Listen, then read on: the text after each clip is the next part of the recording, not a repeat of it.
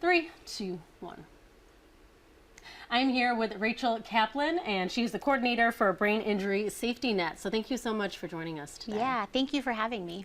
And we want to talk about the resources that are out there if somebody gets a brain injury, whether that's from a car crash, that's from an accident, or maybe that's playing a sporting event.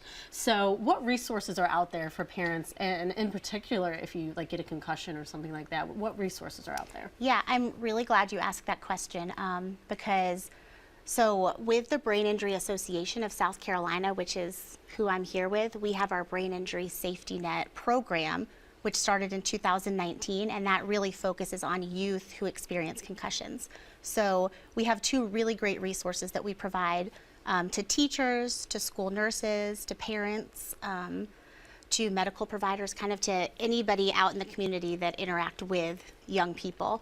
And so we have our South Carolina REAP manual, REAP, and that stands for Reduce, Remove, Educate, Accommodate, and PACE. And it's this really great resource that's been created by Dr. Karen McAvoy, who's a renowned concussion expert, and she helped us personalize it for our state.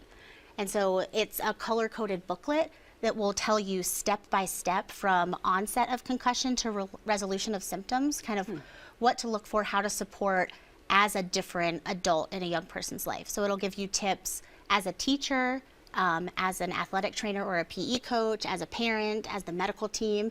And because it's color-coded, you can kind of look through and find your section and know how to best support that person who's experiencing the concussion. So how does somebody get access to that? Yeah, so that is a free resource for anybody across the state. All they would need to do is contact the Brain Injury Association of South Carolina. And we have a website. The Safety Net program has its own website. You can just request the resource and we send it out free of charge. And you can request any number of them. So if a parent wanted one just for education, if a school district decided that they wanted one for all of their teachers and staff to have a copy, or for every school nurse in their district to have a copy, then we could send as many as they need. And a big part of this story is brain injuries and mental health.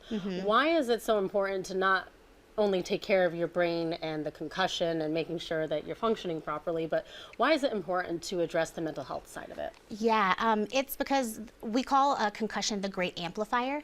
So anything that is going on in somebody's family medical history or personal medical history, that gets amplified by a concussion. So if there's already a history of anxiety or depression for that individual or in that family history, the concussion is going to make those symptoms it might make them worse, it might make them more severe, or it might bring those symptoms out when somebody has never had anxiety or depression. And that's the same with mental health diagnoses or even motion sickness, learning disabilities. So because the concussion impacts so many aspects of your life, typically they resolve within 28 days.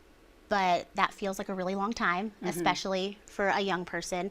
And sometimes not all of the symptoms resolve in those 28 days. And so it can kind of feel like for somebody that their life as they know it, their normal is over.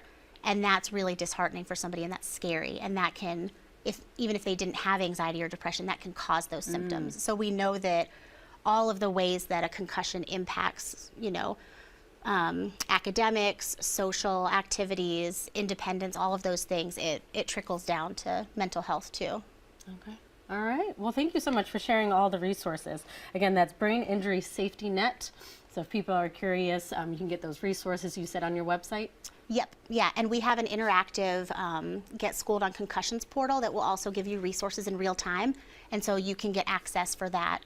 You can request access on our website as well.